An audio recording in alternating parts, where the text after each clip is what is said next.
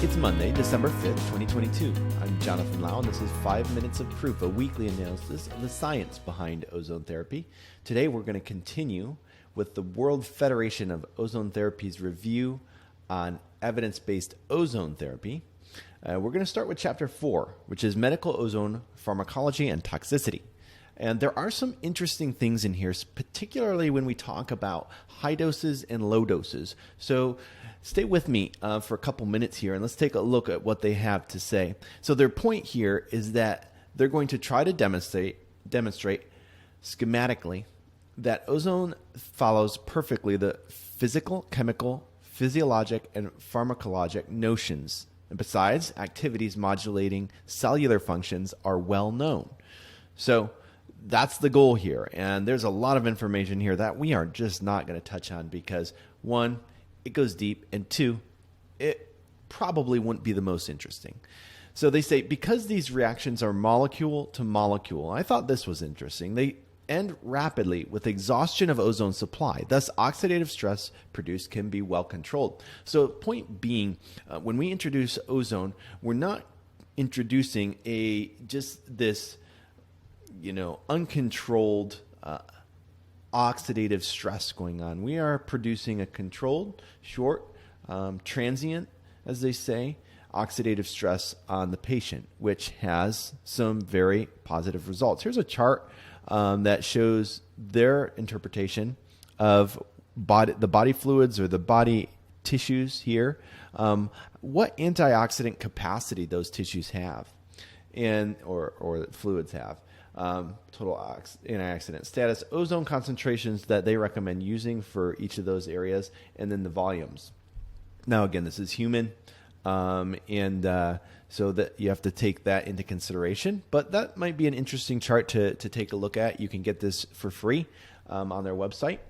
So as we move on and we talk about hydrogen peroxide and LOPSs, they say this: consequently, it should be clear that some of the ozone doses neutralized by the antioxidants present in plasma, and the only reaction with PUFAs is responsible for, or that polyunsaturated fatty acids is responsible for biologic and therapeutic effects. This should clarify why a very low ozone dose may be ineffective or equivalent to placebo. So in essence, they're saying you can quench or you can exhaust ozone if the dose is too low that you're introducing. The following scheme underlines this crucial point and the sequence of events eventually generating the therapeutic effects. A different point than we were making before, but we'll get there. ROSs or reactive oxygen species are only produced over a short period of time, a few seconds. They produce early biologic effects in blood.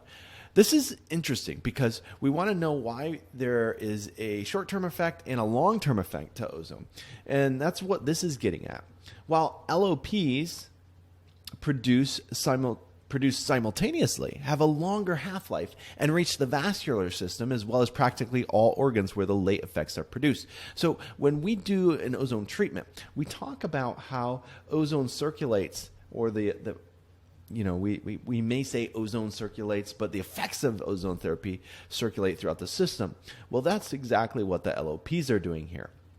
They have a late phase response, so they aren't quenched.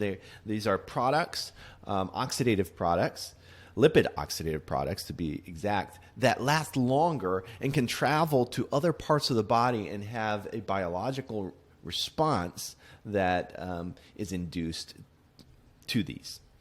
Okay? So that's how we get responses further downstream when we talk about ozone therapy. From a pharmacogenetic point of view, traces of LOPs can reach all the organs, and particularly the bone marrow and central nervous system. They're extremely important for they inform the cell on the minimum estimated oxidative stress, giving an adaptive response. During the course of ozone therapy, a marked increase in G6PD and other antioxidant enzymes in young erythrocytes was measured. The therapeutic advantage must be maintained with periodic treatment. So there's evidence for, an argument for continued treatments, not just a one-off or two treatments, but in particular for some of the conditions we're treating for consistent long-term treatments with ozone therapy. So one thing of note, oxidative stress is natural and physiologic, and sharp rises of it are constantly produced during lifetime and multiple human activities. At that same time, antioxidant mechanisms and substances are in charge of neutralizing and reestablishing its values to baseline levels. So if that doesn't happen, if this whole process doesn't happen and we end up getting, oxidation just occurring, that's where chronic oxidative stress occurs. So we should have this curve where up, oxidative stress, it creates an adaptive response, goes back down, and doesn't have this long, downward curve that lasts over days, weeks, and months, or even years. So there's a lot to see in this chapter. We can't touch on nearly, hardly any of it here, but I wanted to talk about those things. It's already been 6 minutes here, so I'm going to forego some of the other things and jump down to this conclusion. Therapeutic response reached by repeated oxidative stress can be conceived as preconditioning effect, able to reestablish the equilibrium, enhance the redox system altered by pathologic causes. This has been 5 Minutes of Proof. We'll see you next time.